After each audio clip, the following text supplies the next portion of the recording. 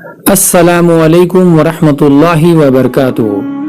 سامعین، آج ہم دیکھیں گے رسول اللہ صلی اللہ علیہ وسلم کی سیرت کے بارے میں۔ زمزم کی کھدائی۔ حضرت ابراہیم علیہ السلام کے بیٹے حضرت اسماعیل علیہ السلام کے 12 بیٹے تھے۔ ان کی نسل اس قدر ہوئی کہ مکہ مکرمہ میں نہ سما سکی اور پورے حجاز میں پھیل گئی۔ ان کے ایک بیٹے خیدار کی اولاد میں عدنان ہوئے۔ عدنان کے بیٹے معاد اور پوتے کا نام نزرار تھا۔ نزرار کے 4 بیٹے تھے، ان میں سے ایک کا نام مظہر تھا۔ مظہر کی نسل سے قریش بن مالک پیدا ہوئے، یہ فہر بن مالک بھی کہلائے۔ قریش کی اولاد بہت ہوئی، ان کی اولاد مختلف قبیلوں میں بٹ گئی۔ ان کی اولاد سے خسی نے اقتدار حاصل کیا۔ خسی کے آگے 3 بیٹے ہوئے، ان میں سے ایک عبد مناف تھے، جن کی اگلی نسل میں ہاشم پیدا ہوئے۔ ہاشم نے مدینے کے ایک سردار کی لڑکی سے شادی کی۔ ان کے یہاں ایک لڑکا پیدا ہوا، اس کا نام شیبہ رکھا گیا۔ یہ پیدا ہی ہوا تھا کہ ہاشم کا انتقال ہو گیا۔ ان کے بھائی مطلب مکے کے حاکم ہوئے۔ ہاشم کا بیٹا مدینہ منورہ میں پرورش پاتا رہا۔ جب مطلب کو معلوم ہو گیا کہ وہ جوان ہو گیا ہے تو بھتیجے کو لینے کے لیے خود مدینہ گئے۔ اسے لے کر مکہ مکرمہ پہنچے تو لوگوں نے خیال کیا یہ نوجوان ان کا غلام ہے۔ مطلب مطلب نے لوگوں کو بتایا یہ ہاشم کا بیٹا اور میرا بھتیجا ہے۔ اس کے باوجود لوگوں نے اسے مطلب کا غلام ہی کہنا شروع کر دیا۔ اس طرح شیبہ کو عبد المطلب کہا جانے لگا۔ انہیں عبد المطلب کے یہاں ابو طالب، حمزہ، عباس، عبداللہ، ابو لہب، حارث، زبیر، زرار اور عبد الرحمن پیدا ہوئے۔ ان کے بیٹے عبداللہ سے ہمارے نبی کریم صلی اللہ علیہ وسلم پیدا ہوئے۔ عبد المطلب کے تمام بیٹوں میں حضرت عبداللہ سب سے زیادہ خوبصورت اور سب سے زیادہ پاک دامن تھے۔ عبد المطلب کو خواب میں زمزم کا کنواں کھودنے کا حکم دیا گیا، یعنی حضرت اسماعیل علیہ السلام کے کنویں۔ اس کنویں کو قبیلہ جرہم کے سردار مزاز نے پاٹ دیا تھا۔ قبیلہ جرہم کے لوگ اس زمانے میں مکے کے سردار تھے، بیت اللہ کے نگراں تھے۔ انہوں نے بیت اللہ کی بے حرمتی شروع کر دی۔ ان کا سردار مزاز بن عمرو تھا، وہ اچھا آدمی تھا۔ اس نے اپنے قبیلے کو سمجھایا کہ بیت اللہ کی بے حرمتی نہ کرو، مگر ان پر اثر نہ ہوا۔ جب مزاز نے دیکھا کہ ان پر کوئی اثر نہ ہوتا تو قوم کو اس کے حال پر چھوڑ کر وہاں سے جانے کا فیصلہ کیا۔ اس نے تمام مال و دولت، تلواریں، زریں وغیرہ خانہ کعبہ سے نکال کر زمزم کے کنویں میں ڈال دیے اور مٹی سے اس کو پاٹ دیا۔ کنواں اس سے پہلے ہی خشک ہو چکا تھا، اب اس کا نام و نشان مٹ گیا۔ مدتوں یہ کنواں بند پڑا رہا۔ اس کے بعد بنو خزاعہ نے بنو جرہم کو وہاں سے مار بھگایا۔ بنو خزاعہ اور خصی کی سرداری کا زمانہ اسی حالت میں گزرا، کنواں بند رہا، یہاں تک کہ خصی کے بعد عبد المطلب کا زمانہ آ گیا۔ انہوں نے خواب دیکھا۔ خواب میں انہیں زمزم کے کنویں کی جگہ دکھائی گئی اور اس کے کھودنے کا حکم دیا گیا۔ حضرت علی رضی اللہ تعالی عنہ سے روایت ہے کہ عبد المطلب نے بتایا، میں حجر اسود کے مقام پر سو رہا تھا کہ میرے پاس ایک آنے والا آیا۔ اس نے مجھ سے کہا طیبہ کو کھودو۔ میں نے اس سے پوچھا طیبہ کیا ہے، مگر وہ کچھ بتائے بغیر چلا گیا۔ دوسری طرف رات پھر خواب میں وہی شخص آیا، کہنے لگا برہ کو کھودو۔ میں نے پوچھا برہ کیا ہے، وہ کچھ بتائے بغیر چلے گئے۔ تیسری رات میں اپنے بستر پر سو رہا تھا کہ پھر وہ شخص خواب میں آیا۔ اس نے کہا مجنونہ کو کھودو۔ میں نے پوچھا مجنونہ کیا ہے، وہ بتائے بغیر چلا گیا۔ اس سے اگلی رات میں پھر بستر پر سو رہا تھا کہ وہی شخص پھر آیا اور بولا زمزم کھودو۔ میں نے اس سے پوچھا زمزم کیا ہے، इस बार इसने कहा, जमजम वो है जिसका पानी कभी खत्म नहीं होता, जो हाजियों के बड़े बड़े मजमुओं को सैराब करता है। अब्दुल मुतल्लिब कहते हैं, मैंने इससे पूछा, ये कुआं किस जगह है? इसने बताया, जहां गंदगी और खून पड़ा है और कौवा ठोंगे मार रहा है। दूसरे दिन अब्दुल मुतल्लिब अपने बेटे हारिस के साथ वहां गए। इस वक्त इनके यहाँ यही एक लड़का था। उन्होंने देखा वहां गंदगी और खून पड़ा था और एक कौवा ठोंगे मार रहा था। इस जगह के दोनों तरफ बुत मौजूद थे और ये गंदगी और खून दरअसल इन बुतों पर कुर्बान किए जाने वाले जानवरों का था। पूरी निशानी मिल गई तो अब्दुल मुतल्लिब कुदाल ले आए और खुदाई के लिए तैयार हो गए, लेकिन इस वक्त कुरैश वहां आ पहुंचे। उन्होंने कहा, अल्लाह की कसम, हम तुम्हें यहाँ खुदाई नहीं करने देंगे। तुम हमारे इन दोनों बुतों के दरमियान कुआं खोदना चाहते हो जहां हम इनके लिए कुर्बानियां करते हैं। अब्दुल मुतल्लिब ने इनकी बात सुनकर अपने बेटे हारिस से कहा, तुम लोगों को मेरे करीब ना आने दो, मैं खुदाई का काम करता रहूंगा, इसलिए कि मुझे जिस काम का हुक्म दिया गया है मैं इसको जरूर पूरा करूंगा। कुरैश ने जब देखा कि वो बाज आने वाले नहीं तो रुक गए। आखिर उन्होंने खुदाई शुरू कर दी। जल्द ही कुएं के आसार नजर आने लगे। ये देखकर उन्होंने अल्लाह अकबर का नारा लगाया और पुकार उठे, ये देखो, ये इस्माइल अलैहिस्सलाम की तामीर है। जब कुरैश ने ये देखा कि उन्होंने कुआं तलाश कर लिया तो इनके पास आ गए और कहने लगे, अब्दुल मुतल्लिब, अल्लाह की कसम, ये हमारे बाप इस्माइल अलैहिस्सलाम का कुआं है और इस पर हमारा भी हक है, इसलिए हम इसमें तुम्हारे शरीक होंगे। ये सुनकर अब्दुल मुतल्लिब ने कहा, मैं तुम्हें इसमें शरीक नहीं कर सकता, ये मुझ अकेले का काम है। इस पर कुरैश ने कहा, तब भी इस मामले में हम तुमसे झगड़ा करेंगे। अब्दुल मुतल्लिब बोले, किसी से फैसला करवा लो। उन्होंने बनु साद इब्ने यजीम की कहना से फैसला करना मंजूर किया। ये कहना मुल्क शाम के बालाई इलाके में रहती थी। आखिर अब्दुल मुतल्लिब और दूसरे कुरैश इसकी तरफ रवाना हुए। अब्दुल मुतल्लिब के साथ अब्द मुनाफ के लोगों की एक जमात थी, जबकि दीगर कबाइल कुरैश की भी एक एक जमात साथ थी। इस जमाने में मुल्क हज्जाज और शाम के दरमियान एक बयाबान मैदान था। वहाँ कहीं पानी नहीं था। इस मैदान में इनका पानी खत्म हो गया। सब लोग प्यास से बेहाल हो गए, यहाँ तक कि इन्हें अपनी मौत का यकीन हो गया। उन्होंने कुरैश के दूसरे लोगों से पानी मांगा, लेकिन उन्होंने पानी देने से इनकार कर दिया।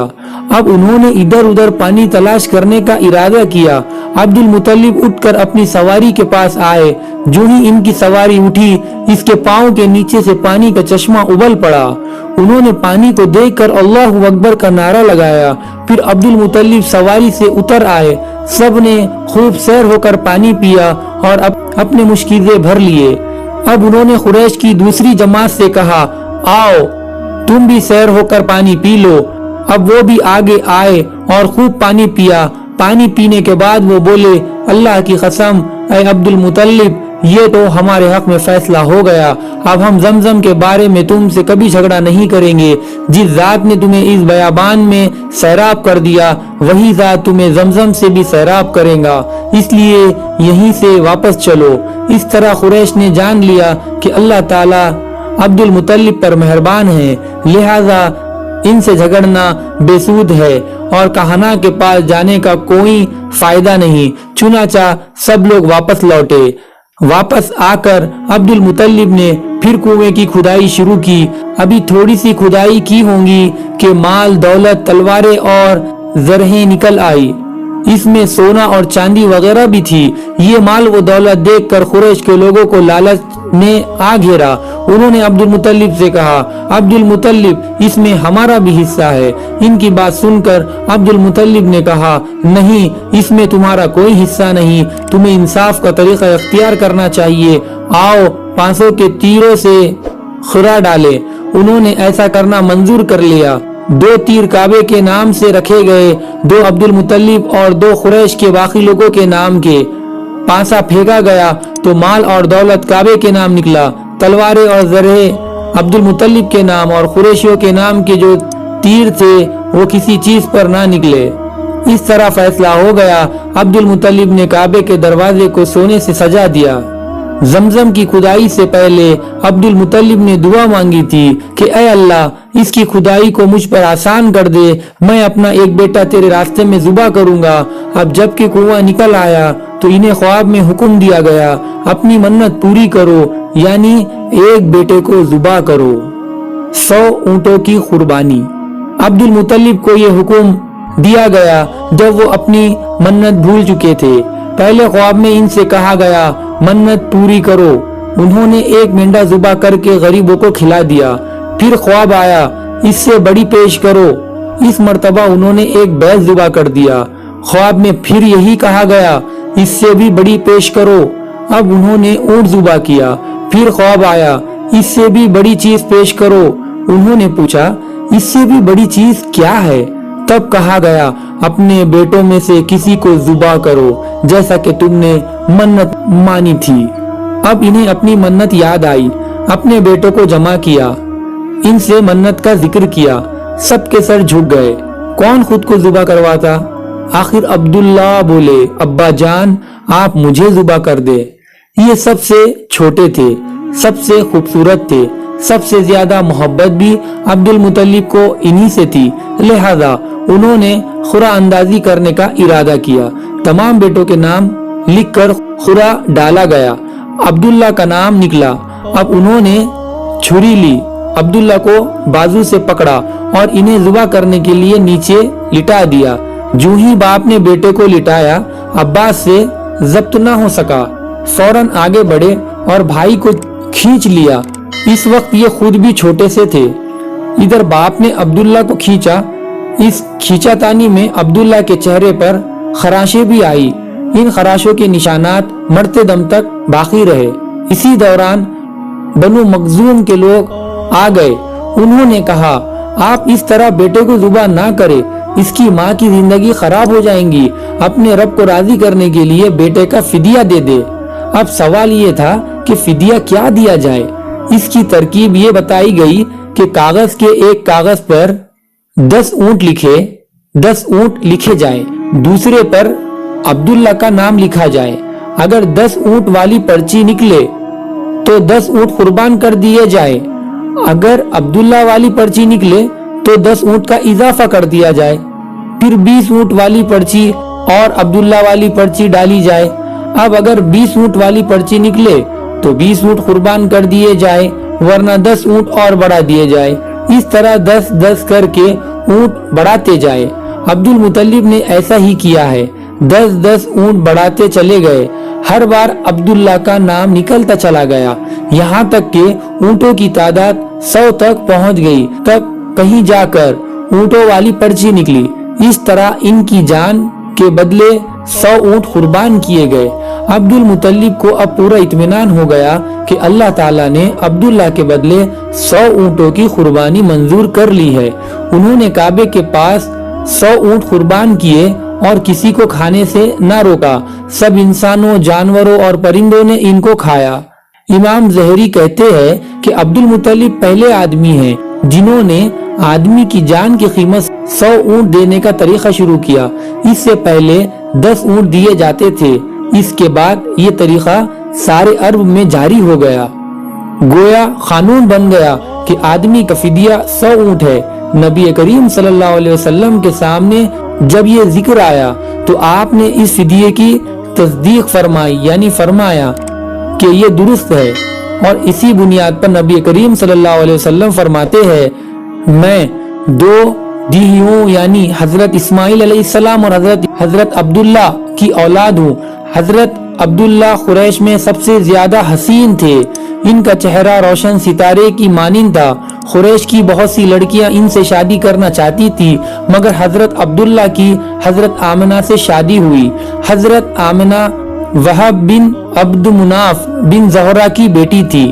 شادی کے وقت حضرت عبداللہ کی عمر 18 سال تھی۔ یہ شادی کے لیے اپنے والد کے ساتھ جا رہے تھے، راستے میں ایک عورت کعبے کے پاس بیٹھی نظر آئی۔ یہ عورت ورقہ بن نوفل کی بہن تھی۔ ورقہ بن نوفل قریش کے ایک بڑے عالم تھے۔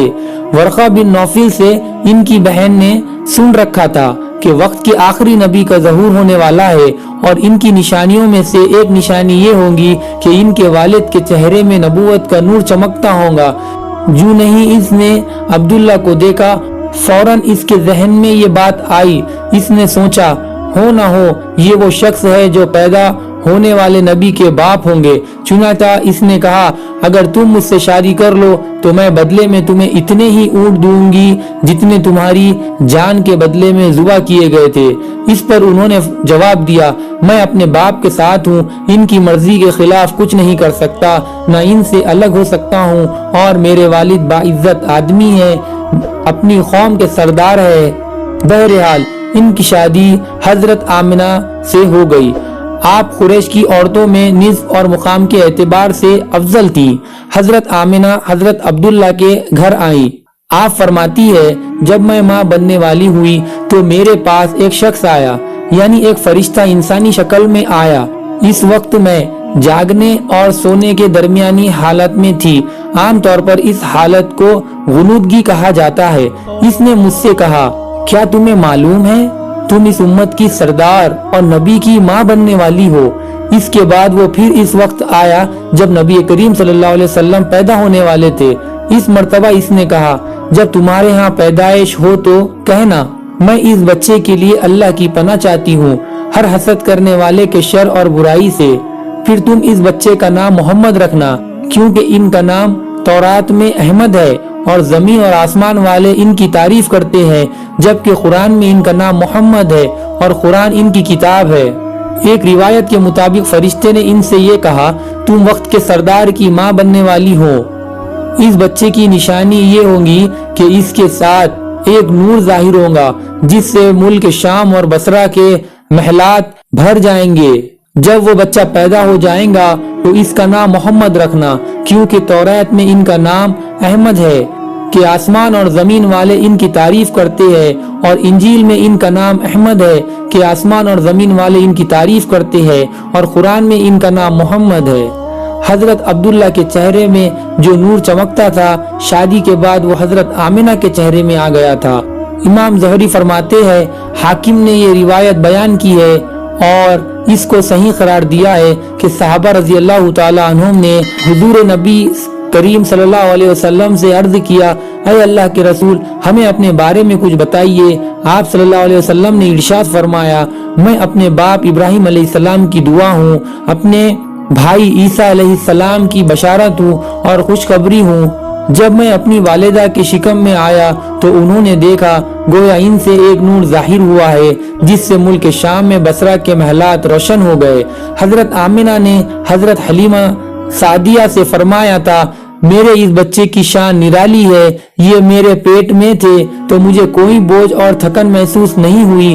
حضرت عیسیٰ علیہ السلام وہ آخری پیغمبر ہے جنہوں نے آپ صلی اللہ علیہ وسلم کی آمد کی خوشخبری سنائی ہے۔ اس بشارت کا ذکر قرآن میں بھی ہے۔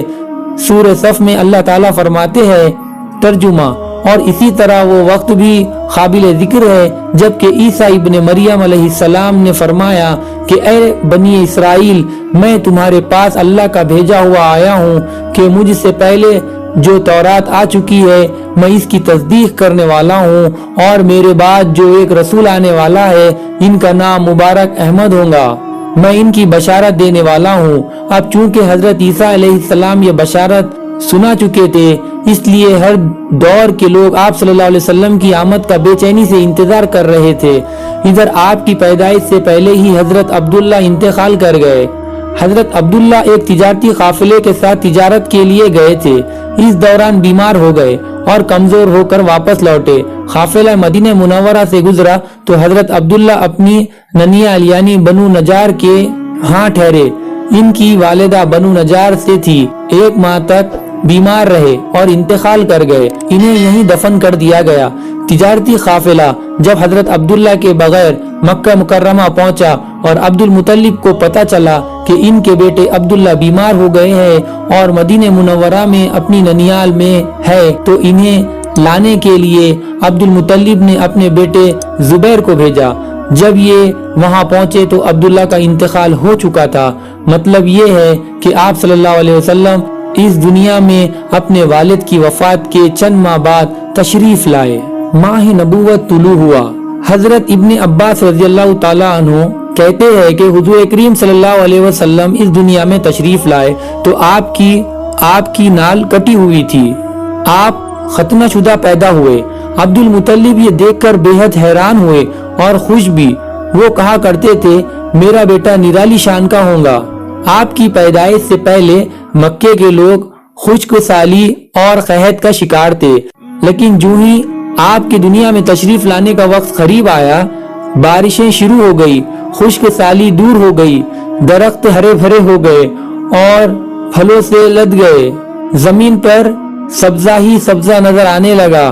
پیدائش کے وقت آپ اپنے ہاتھوں پر جھکے ہوئے تھے، سر آسمان کی طرف تھا۔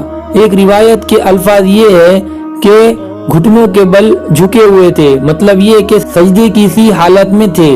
آپ کی مٹھی بند تھی اور شہادت کی انگلی اٹھی ہوئی تھی، جیسا کہ ہم نماز میں اٹھاتے ہیں۔ حضور انور صلی اللہ علیہ وسلم فرماتے ہیں جب میری والدہ نے مجھے جنم دیا تو ان سے ایک نور نکلا، اس نور سے شام کے محلات جگمگا اٹھے۔ آپ صلی اللہ علیہ وسلم کی والدہ سیدہ آمنہ فرماتی ہے محمد صلی اللہ علیہ وسلم کی پیدائش کے وقت ظاہر ہونے والے نور کی روشنی میں مجھے بصرہ میں چلنے والے اونٹوں کی گردنیں تک نظر آئی۔ آپ کی ولادت کس دن ہوئی؟ اس بات پر سب کا اتفاق ہے کہ وہ پیر کا دن تھا۔ آپ صبح فجر طلوع ہونے کے وقت دنیا میں تشریف لائے۔ تاریخ پیدائش کے سلسلے میں بہت سے قول ہے۔ ایک روایت کے مطابق 12 ربیع الاول کو پیدا ہوئے، ایک روایت 8 ربیع الاول کی ہے، ایک روایت 2 ربیع الاول کو پیدا ہوئے۔ اس سلسلے میں اور بھی بہت سی روایت ہے۔ زیادہ تر مورخین کا خیال ہے کہ آپ 12 ربیع الاول کو پیدا ہوئے۔ تقویم کے طریقے کے حساب سے جب تاریخ نکالی گئی تو 9 ربیع الاول نکلی۔ مطلب یہ کہ اس بارے میں بالکل صحیح بات کسی کو معلوم نہیں۔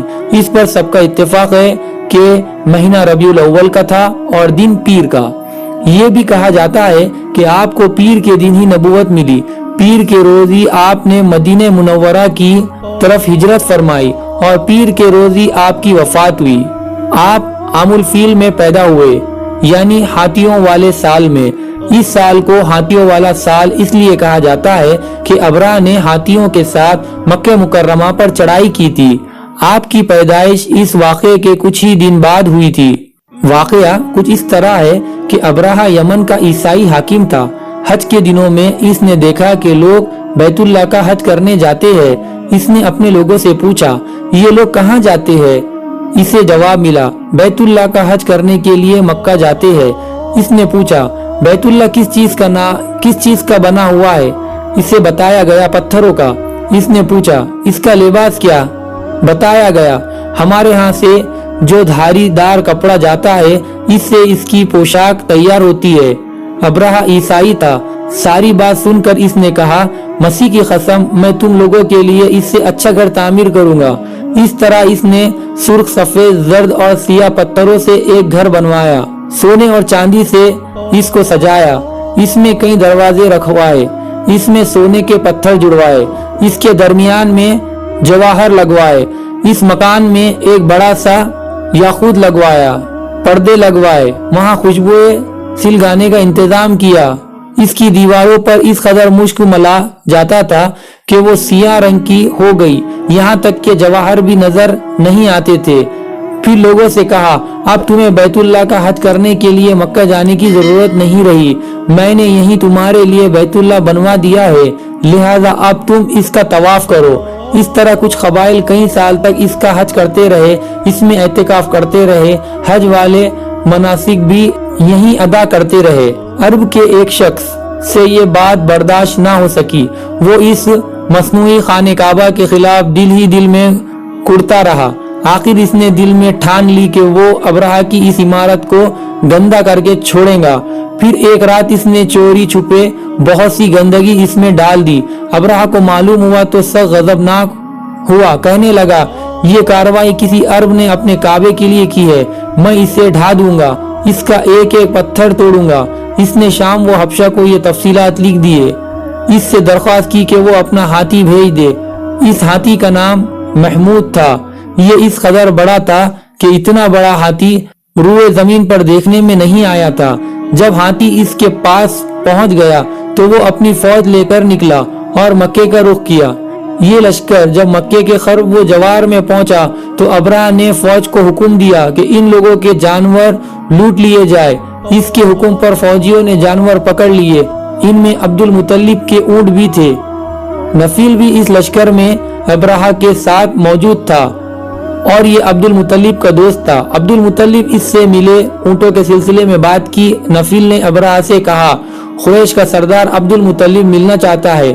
یہ شخص تمام عرب کا سردار ہے، شرف اور بزرگی اسے حاصل ہے، لوگوں میں اس کا بہت بڑا اثر ہے، لوگوں کو اچھے اچھے گھوڑے دیتا ہے، انہیں عطیات دیتا ہے، کھانا کھلاتا ہے۔ یہ گویا عبد المطلب کا تعارف تھا۔ ابرہہ نے انہیں ملاقات کے لیے بلایا۔ ابرہہ نے ان سے پوچھا، بتائیے آپ کیا چاہتے ہیں؟ انہوں نے جواب دیا، میں چاہتا ہوں میرے اونٹ مجھے واپس مل جائے۔ ان کی بات سن کر ابرہہ بہت حیران ہوا۔ اس نے کہا، مجھے تو بتایا گیا تھا کہ آپ عرب کے سردار ہیں، بہت عزت اور بزرگی کے مالک ہیں، لیکن لگتا ہے مجھ سے غلط بیانی کی گئی ہے، کیونکہ میرا خیال تھا آپ مجھ سے بیت اللہ کے بارے میں بات کریں گے، جس کو میں گرانے آیا ہوں اور جس کے ساتھ آپ سب کی عزت وابستہ ہے۔ آپ نے تو سرے سے اس کی بات ہی نہیں کی اور اپنے اونٹوں کا رونا لے کر بیٹھ گئے۔ یہ کیا بات ہوئی؟ اس کی بات سن کر عبد المطلب بولے، آپ میرے اونٹ مجھے واپس دے دیں، بیت اللہ کے ساتھ جو چاہے کرے، اس لیے کہ اس گھر کا ایک پروردگار ہے، وہ خود ہی اس کی حفاظت کرے گا، مجھے اس کے لیے فکر مند ہونے کی ضرورت نہیں۔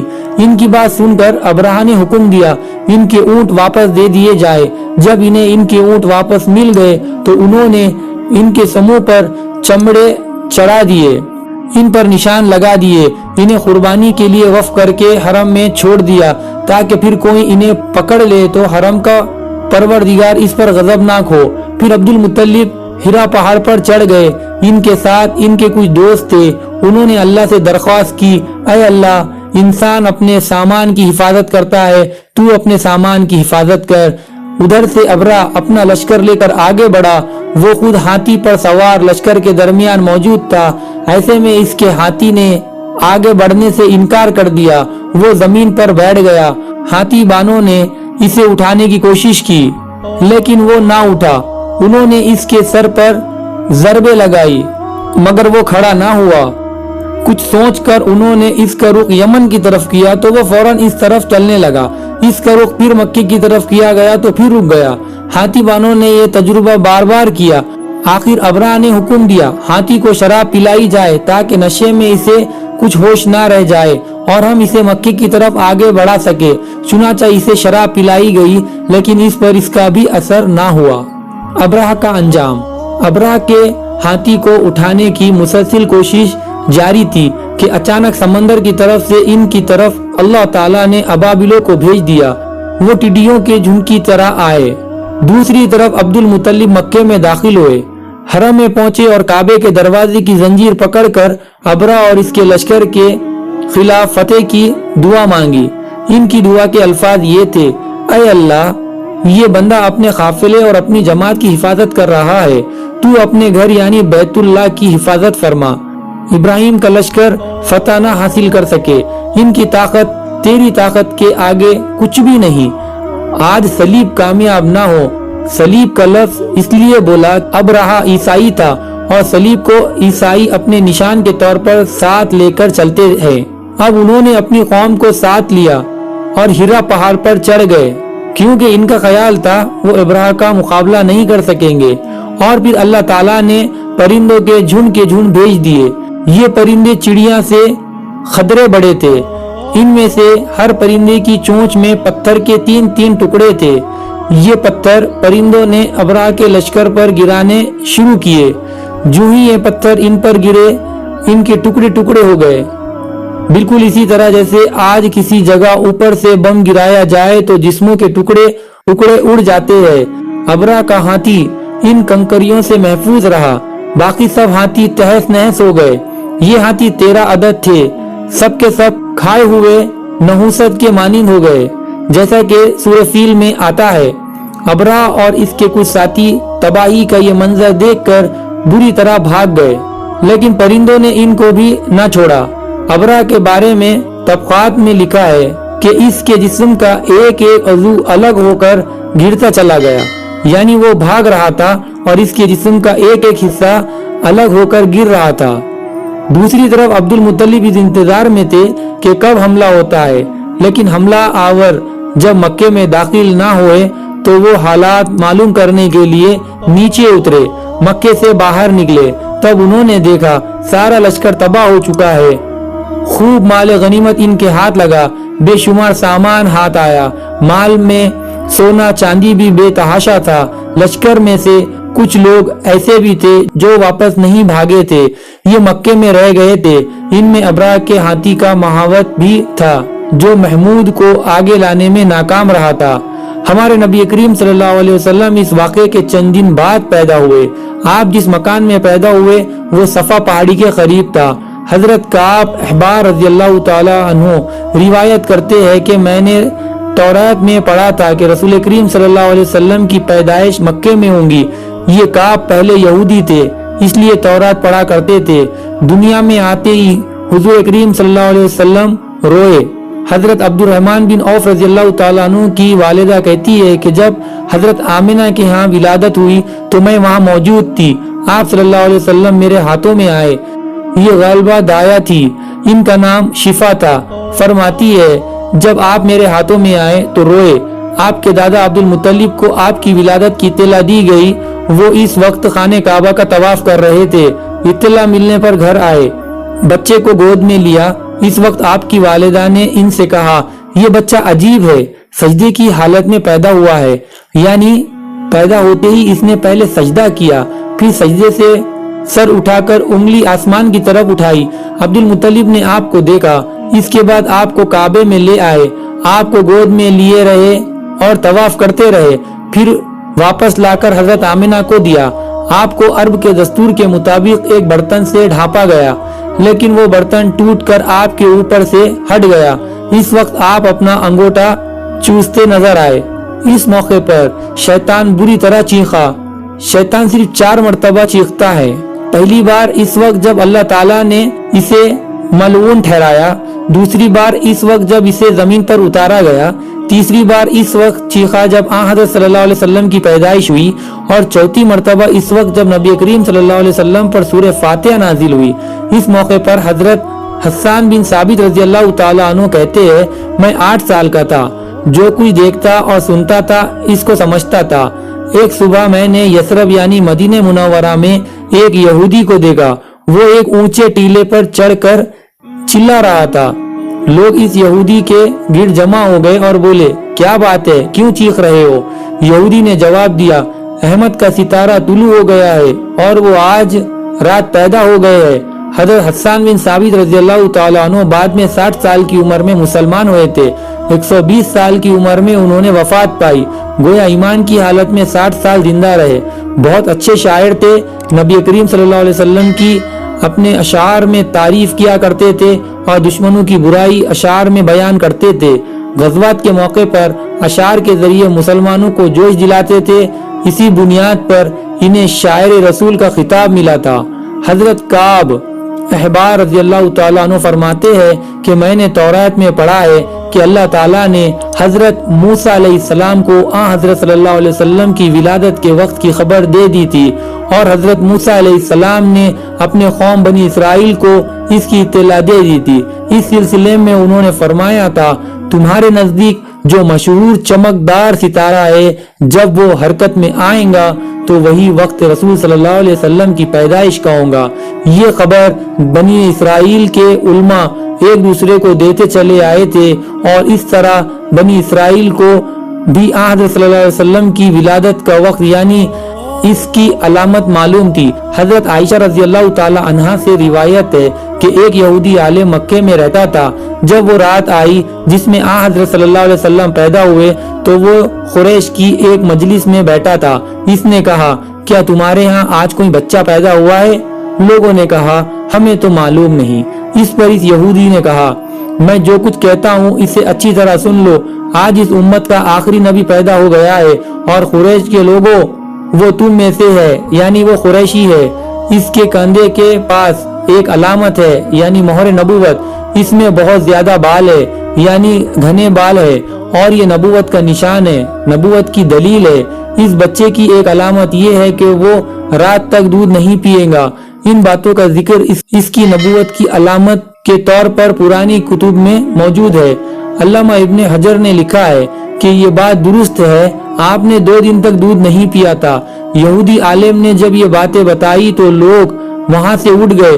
उन्हें यहूदी की बातें सुनकर बहुत हैरत हुई थी।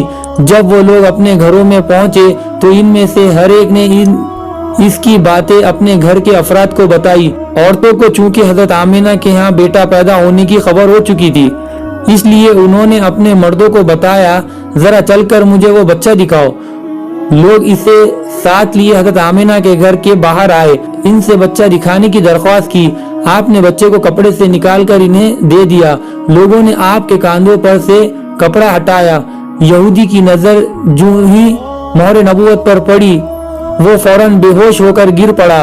इससे होश आया तो लोगों ने इससे पूछा, तुम्हें क्या हो गया है? जवाब में इसने कहा, मैं इस गम से बेहोश हुआ था कि मेरी कौम में से नबूवत खत्म हो गई, और ए कुरैशियों, अल्लाह की कसम, ये बच्चा तुम पर जबरदस्त गलबा हासिल करेगा और उसकी शोहरत मशरिक से मगरिब तक फैल जाएंगी। मोहम्मद सल्लल्लाहु अलैहि वसल्लम का सितारा चमका। मुल्क शाम का एक यहूदी ऐस मक्का से कुछ फासले पर रहता था। वो जब भी किसी काम से मक्का आता, वहाँ के लोगों से मिलता तो इनसे कहता, बहुत करीब के जमाने में तुम्हारे दरमियान एक बच्चा पैदा होगा, सारा अरब इसके रास्ते पर चलेगा, इसके सामने जलील और पस्त हो जाएगा, वो अजम और इसके शहरों का भी मालिक हो जाएगा। यही इसका जमाना है। जो इसकी नबूवत के जमाने को पाएगा और इसकी पैरवी करेगा, वो अपने मकसद में कामयाब होगा। जिस खैर और भलाई की वो उम्मीद करता है वो इसको हासिल होंगी, और जो शख्स इसकी नबूवत का जमाना पाएगा मगर इसकी मुखालिफत करेगा, वो अपने मकसद और आरजुओं में नाकाम होगा। मक्के मुअज़्ज़मा में जो भी बच्चा पैदा होता, वो यहूदी इस बच्चे के बारे में तहकीक करता और कहता, अभी वो बच्चा पैदा नहीं हुआ। आखिर जब नबी करीम सल्लल्लाहु अलैहि वसल्लम इस दुनिया में तशरीफ लाए तो अब्दुल मुत्तलिब अपने घर से निकलकर इस यहूदी के पास पहुंचे। इसकी इबादतगाह के दरवाजे पर पहुंचकर उन्होंने आवाज दी। ऐस ने पूछा, कौन है? उन्होंने अपना नाम बताया। फिर इससे पूछा, तुम इस बच्चे के बारे में क्या कहते हो? इसने इन्हें देखा, फिर बोला, हाँ, तुम ही इसके बाप हो सकते हो। बेशक वो बच्चा पैदा हो गया है जिसके बारे में मैंने तुम लोगों से कहा करता था। वो सितारा आज तुलू हो गया है जो इस बच्चे की पैदाइश की अलामत है, और इसकी अलामत ये है कि इस वक्त इस बच्चे को दर्द हो रहा है। ये तकलीफ इसे 3 दिन रहेंगी और इसके बाद ये ठीक हो जाएगा। राहिब ने जो ये कहा था कि बच्चा 3 दिन तक तकलीफ में रहेगा, तो इसकी तफसील ये है कि आपने 3 दिन तक दूध नहीं पिया था। और यहूदी ने जो ये कहा था कि हाँ, आप ही इसके बाप हो सकते हैं, इससे ये मुराद है कि अरबों में दादा को भी बाप कहा जाता है। और नबी करीम सल्लल्लाहु अलैहि वसल्लम ने एक बार खुद फरमाया था, अब्दुल मुत्तलिब का बेटा हूँ। यहूदी ने अब्दुल मुत्तलिब से ये भी कहा था, इस बारे में अपनी जबान बंद रखे, यानी किसी को कुछ ना बताए, वरना लोग इस बच्चे से जबरदस्त हसद करेंगे, इतना हसद करेंगे कि आज तक किसी ने नहीं किया, और इसकी इस कदर सख्त मुखालिफत होगी कि दुनिया में किसी और की इतनी मुखालिफत नहीं हुई। पोते के मुताल्लिक ये बातें सुनकर अब्दुल मुत्तलिब ने ऐस से पूछा, इस बच्चे की उम्र कितनी होगी? यहूदी ने इस सवाल के जवाब में कहा, अगर इस बच्चे की उम्र तबई हुई तो भी 70 साल तक नहीं होंगी, बल्कि इससे पहले ही 61 या 63 साल की उम्र में वफात हो जाएंगी, और इसकी उम्मत की औसत उम्र भी इतनी होगी। इसकी पैदाइश के वक्त दुनिया के बुत टूट कर गिर जाएंगे। ये सारी अलामत इस यहूदी ने गुज़िश्ता अंबिया की पेशन गोई से मालूम की थी, और सब बिल्कुल सच साबित हुई। कुरैश के कुछ लोग उमरो बिन नफील और अब्दुल्ला बिन हबश वगैरह एक दूत के पास जाया करते थे। ये इस रात भी इसके पास गए जिस रात आप सल्लल्लाहु अलैहि वसल्लम की पैदाइश हुई। उन्होंने देखा वो दूत औंधे मुंह गिरे पड़े थे। इन लोगों को ये बात बुरी लगी। उन्होंने इसको उठाया, सीधा कर दिया, मगर वो फिर गिर गया। उन्होंने फिर इसको सीधा किया, वो फिर उल्टा हो गया। इन लोगों को बहुत हैरत हुई, ये बात बहुत अजीब लगी। तब इस बुत से आवाज निकली, ये एक ऐसे बच्चे की पैदाइश की खबर है जिसके नूर से मशरिक और मगरिब में जमीन के तमाम गोशे मुनव्वर हो गए हैं। बुत से निकलने वाली आवाज ने इन्हें और ज्यादा हैरत ज़दा कर दिया। इसके अलावा एक वाकया ये पेश आया कि ईरान के शहंशाह कसरा नौशीरवा का महल हिलने लगा और इसमें शिगाफ पड़ गए। नौशीरवा का ये महल निहायत मजबूत था, बड़े बड़े पत्थरों और चूने से तामीर किया गया था। इस वाक़े से पूरी सल्तनत में दहशत फैल गई। शगाफ पड़ने से खौफनाक आवाज भी निकली थी। महल के 14 कंगरे टूट कर नीचे आ गिरे थे। आपकी पैदाइश पर एक वाकया ये पेश आया कि फारिस के तमाम आतिश कुदों की वो आग बुझ गई जिसकी वो लोग पूजा करते थे और इसको बुझने नहीं देते थे। लेकिन इस रात में एक ही वक्त में तमाम के तमाम आतिश कुदों की आग आनन फानन बुझ गई। आग के पूजने वालों में रोना पीटना मच गया। कसरा को ये तमाम इत्तलात मिली तो इसने एक काहिन को बुलाया। इसने अपने महल में शगाफ पड़ने और आतिश कुदों की आग बुझने के वाकयात इसे सुनाकर पूछा, आखिर ऐसा क्यों हो रहा है। वो काहिन खुद तो जवाब ना दे सका, ताहम इसने कहा, इन सवालात के जवाब मेरा मामू दे सकता है, इसका नाम सतीह है। नौशीरवा ने कहा, ठीक है, तुम जाकर इन सवालात के जवाब लाओ। वो गया, सती से मिला, इसे ये वाकया सुनाए। इसने सुनकर कहा, एक आसा वाले नबी जाहिर होंगे जो अरब और शाम पर छा जाएंगे और जो कुछ होने वाला है होकर रहेगा। इसने ये जवाब कसरा को बताया। इस वक्त तक कसरा ने दूसरे काहिनों से भी मालूमात हासिल कर ली थी। चुनाचा ये सुनकर इसने कहा, तब फिर अभी वो वक्त आने में देर है, यानी इनका गलबा मेरे बाद होगा। पैदाइश के 7वें दिन अब्दुल मुत्तलिब ने आपका अकीका किया और नाम मोहम्मद रखा। अरबों में इससे पहले ये नाम किसी का नहीं रखा गया था। कुरैश को ये नाम अजीब सा लगा। चुनाचा कुछ लोगों ने अब्दुल मुत्तलिब से कहा, अय अब्दुल मुत्तलिब, क्या वजह है कि तुमने इस बच्चे का नाम इसके बाप दादा के नाम पर नहीं रखा बल्कि मोहम्मद रखा है, और ये नाम न तुम्हारे बाप दादा में से किसी का है न तुम्हारी कौम में से किसी का है। अब्दुल मुत्तलिब ने इन्हें जवाब दिया, मेरी तमन्ना है कि आसमानों में अल्लाह ताला इस बच्चे की तारीफ फरमाए और जमीन पर लोग इसकी तारीफ करें। मोहम्मद के माना है जिसकी बहुत ज्यादा तारीफ की जाए। इस तरह वालिदा की तरफ से आपका नाम अहमद रखा गया। अहमद नाम भी इससे पहले किसी का नहीं रखा गया था। मतलब ये कि इन दिनों नामों की अल्लाह ताला ने हिफाजत की और कोई भी ये नाम ना रख सका। अहमद का मतलब है सबसे ज्यादा तारीफ करने वाला। अल्लामा सैली ने लिखा है कि आप अहमद पहले है और मोहम्मद बाद में, यानी आपकी तारीफ दूसरों ने बाद में की। इससे पहले आपकी शान ये है कि आप अल्लाह ताला की सबसे ज्यादा हमवो सना करने वाले हैं। पुरानी किताबों में आपका नाम अहमद जिक्र किया गया है। अपनी वालिदा के पास आपने सबसे पहले सोबिया का दूध पिया। सोबिया नबी करीम सल्लल्लाहु अलैहि वसल्लम के चाचा अबू लहब की बांदी थी। इनको अबू लहब ने आपकी पैदाइश की खुशी में आजाद कर दिया था। सोबिया ने आपको चंद दिन तक दूध पिलाया। इन्हीं दिनों सोबिया के यहाँ अपना बेटा पैदा हुआ था। आपकी वालिदा ने आपको सिर्फ 9 दिन तक दूध पिलाया। इनके बाद सोबिया ने पिलाया। फिर दूध पिलाने की बारी हलीमा सादिया रज़ियल्लाहु ताला अन्हा की आई। हजरत हलीमा सादिया रज़ियल्लाहु ताला अन्हा अपनी बस्ती से रवाना हुई। इनके साथ इनका दूध पीता बच्चा और शौहर भी थे। हजरत हलीमा सादिया रज़ियल्लाहु ताला अन्हा दूसरी औरतों के बाद मक्के में दाखिल हुई। इनका खच्चर बहुत कमजोर और मरियल था। इनके साथ इनकी कमजोर और बूढ़ी ऊँटनी थी, वो बहुत आहिस्ता चलती थी। इनकी वजह से हलीमा रज़ियल्लाहु ताला अन्हा काफिले से। तो सामाइन, आप समाअत फरमा रहे थे सीरत रसूल सल्लल्लाहु अलैहि वसल्लम के बारे में। इंशाअल्लाह आगे का किस्सा हम कल बयान करेंगे।